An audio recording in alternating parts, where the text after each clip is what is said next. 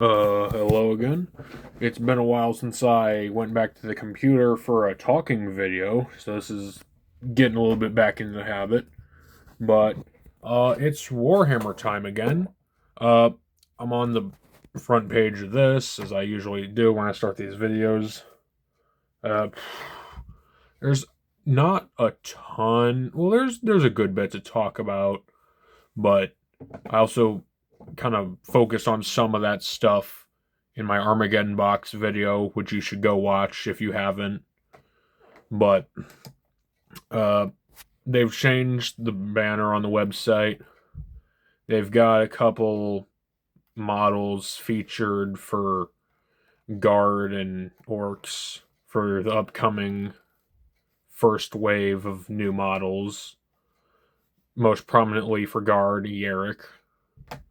However, there's quite a bit of other things. There's some guard, some orc stuff, but on YouTube, there's been they've uploaded pretty frequently, as they do. I already talked about this video. I did a little recap over this. I did this in the Armageddon box video as well. It's really this and a little bit of this I'll be talking about today. There's a new game they're making called Warhammer Survivors, which it's kind of like those mobile games where it's kind of like a zombie horror game. It's a pixelated art style. Can I? Yeah. There's the give it a second. There's the kind of front image. They've got both 40K and AOS on here. They've got Kato versus some Tyranids, and I know this is a. Nope, not Thunder Warrior. Who are you? I'm not sure. I can't remember a lot of Age of Sigmar stuff because I'm not really into that a bunch. But, anyways, like I think it's a neat concept because it's shown there's like multiple different heroes you can play as because you got like a Space Marine here. There was Yerick. There's Kato. Uh, I know Gaz is in this game. It showed in the trailer, but I'm pretty sure it's as an enemy. Uh, I think there was like a commissar in a tank. I can't remember it all off the top of my head. I mean, I think that's neat, I suppose.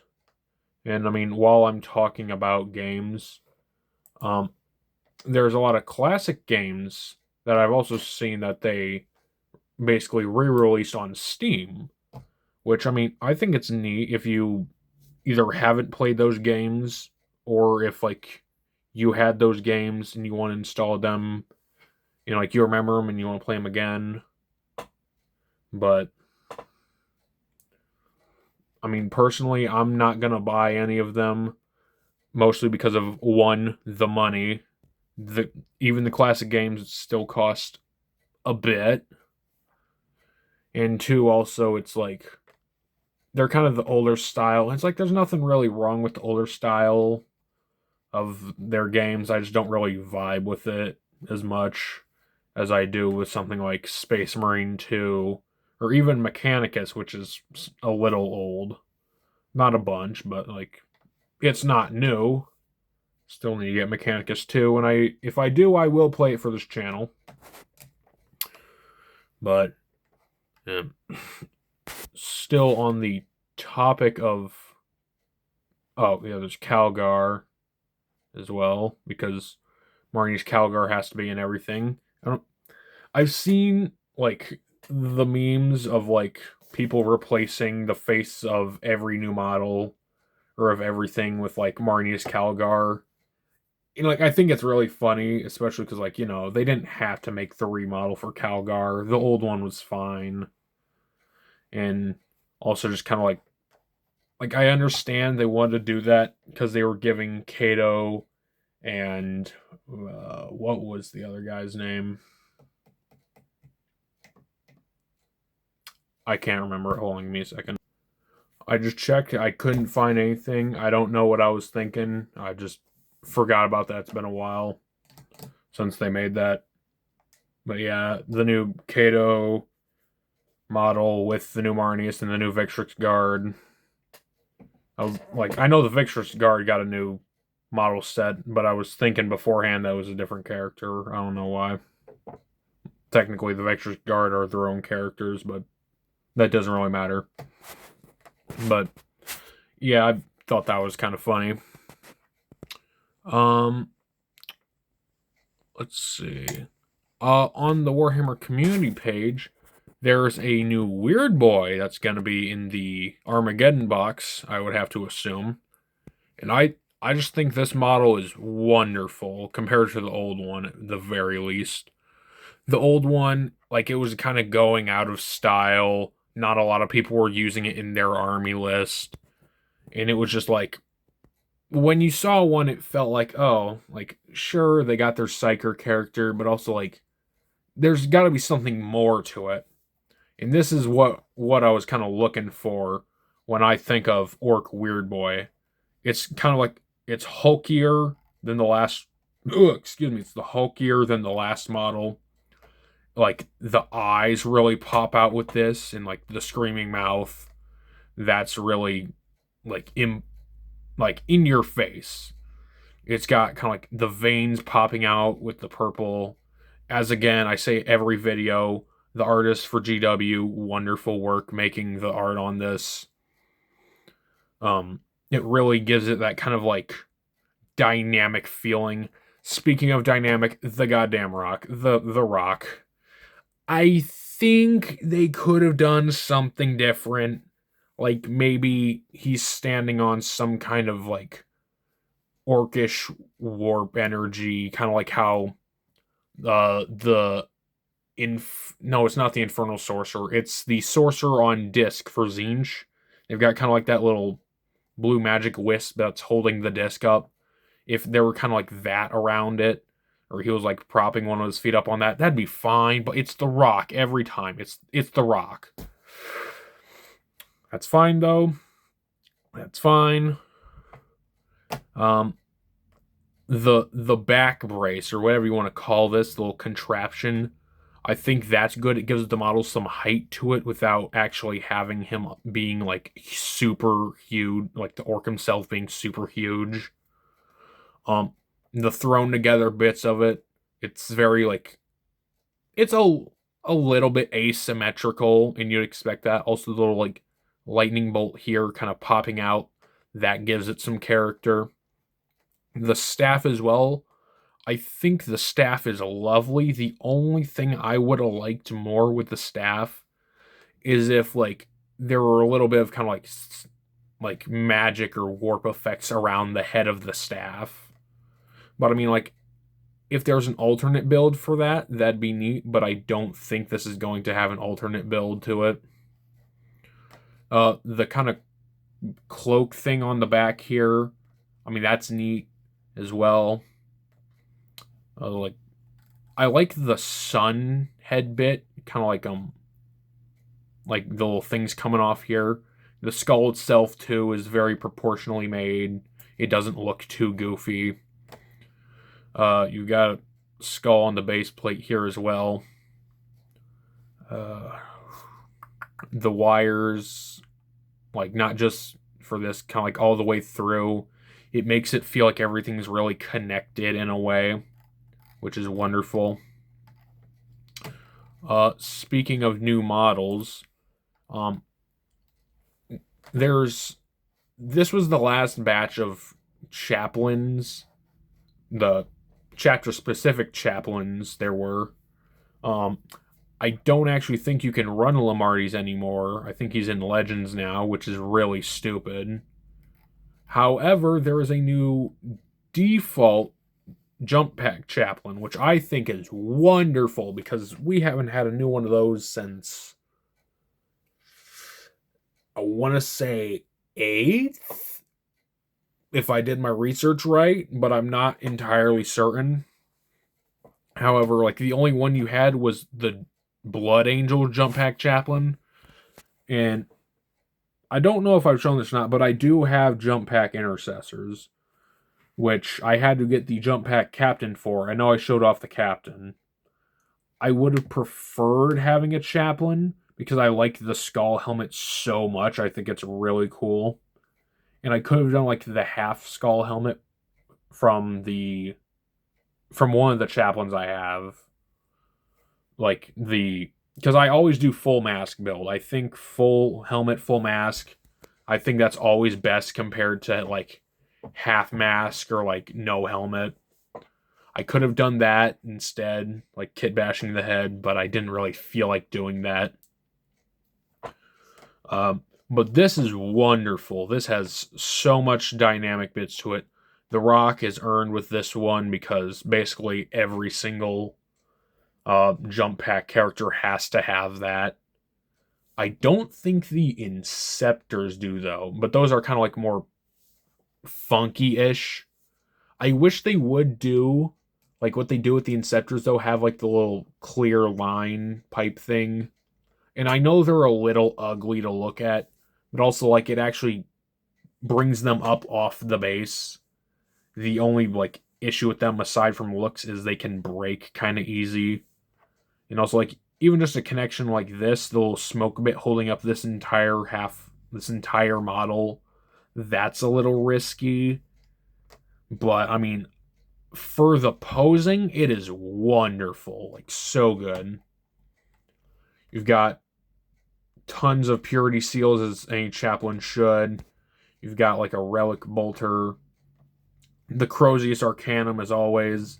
I think this is a wonderful different build because I believe the other one, the one that's on the standard chaplain, it doesn't have like the halo above it. I think I could be wrong though, because I built the Maul Crozius for the chaplain I have, which isn't the standard on foot one. Well, no, it is on foot, whatever. But the paint scheme, wonderful. The kind of like spiked iron halo on top, great. And I'm so glad that they're making this non-chapter specific. I understand if you're not playing like Ultramarines, uh what else do they have on the standard sticker sheet? I'm trying to remember. I know they have Raptors, but no one plays Raptors. Imperial Fists have some as well. Essentially, if you want any of them that aren't on the standard sticker sheet or transfer sheet, whatever you want to call it, from like the regular boxes, you're going to have to buy the separate ones. But I like having this because the issue with the old one was you could only run with Blood Angels unless you were like playing in casual, where it's like, okay, it does have, it's kind of like how you can, some people allow you, you can substitute in intercessors for like Hellblasters because they have the same base size. Because like you can proxy stuff. That's the word I was looking for. And like if you want to add extra bits on this, completely go for it. I do that for some of my characters. I give them like extra little like purity seals or like the little chains here, whatever they're called, to like either my chaplains, my captains, my ancients, or just like anything else really. Actually, I have a good example of this here. I brought this up. This is the Heavy Gunner from the Company Heroes box, which I painted a while ago. I think he's pretty neat. I don't remember if I showed him off before or not. If I have, I'm sorry about that. I just didn't feel like going back through every video of mine and watching to see which one I've shown off so far. But like I added the extra little purity seal right here. Where is it?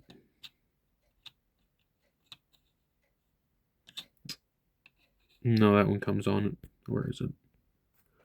I must have been wrong. I did not put an Ultramarine sticker on him. That's fine though. But like from the color scheme, you can tell that this is an Ultramarine. But like with the Company Heroes box, you can make them pretty much any chapter you want. I'm gonna set you up over here. Once again, I think the model is wonderful.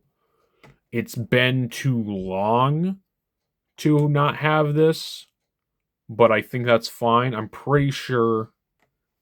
I don't know if the models for the new Vanguard vets with jump packs have been shown yet, but I'm pretty sure those are coming. They said. I think that'll go well with this. I hope this can also go with regular jump pack intercessors as well. I'd also like. I don't think any characters can be attached to Inceptors, which I think is kind of stupid. Because I feel like, at the very least, have an Inceptor captain. Because, like, sure, they're kind of like a get in, kind of fly around a bit, stand on them, or stay on objectives for a while, get some shooting done, eventually die. I feel like they should have a little more staying power and ability to kind of like, not particularly control the board, but kind of like hold their own a bit longer.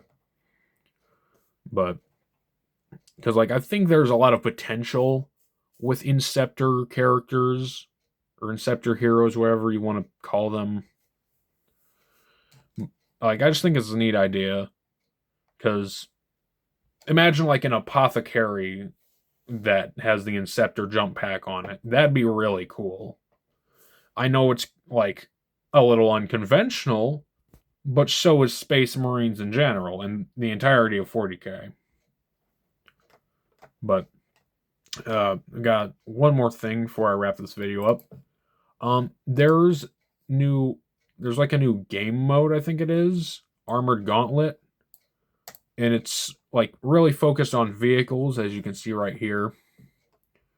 Pretty much, you get the Spearhead keyword for any vehicle or monster that has 10 or more wounds that does not have the aircraft or fortification keyword. There's like a vehicle damage table here where it's like the lower you roll, the higher you roll, the worse thing happens. So, transports, monsters, vehicles, yep. And it's like based on this, they'll get debuffs. Like I think it's a neat new way to play because like there's a new board set up for this. Because like the attacker's gonna hold the middle and try and go out, I assume, or the defender's gonna try and push in on here. Either way, it's not really gonna be for me because the only monster and or vehicle I have is Gilliman and my Redemptor Dread. So that's not really going to be doing much. Unless I decide I want to buy like Outriders now, which I'm not going to.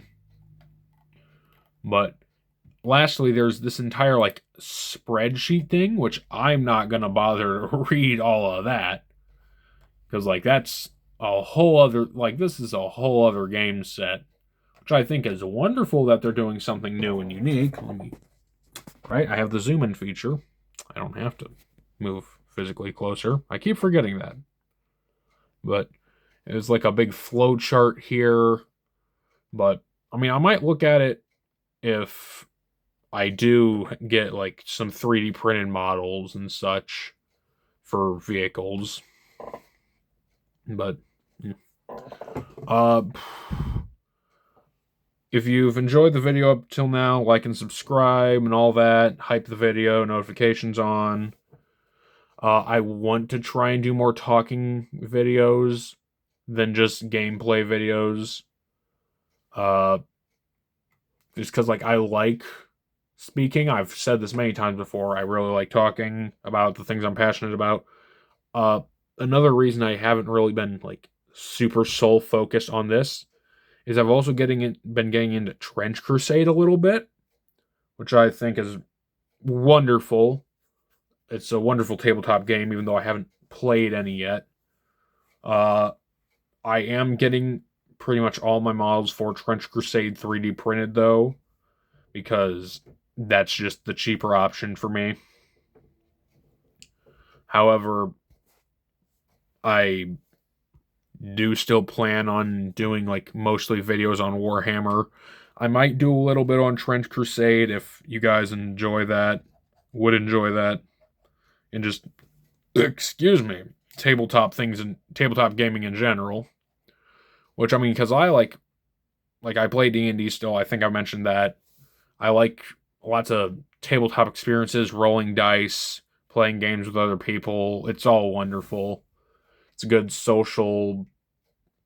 It's a good way to be social with others and such, have a good time and all that. But also, I plan on doing a video on the Exo Experts Warbond sometime either later today or tomorrow. Maybe later than that if things happen. But I won't talk about that right now. I might do a short after this just to kind of get some more content out.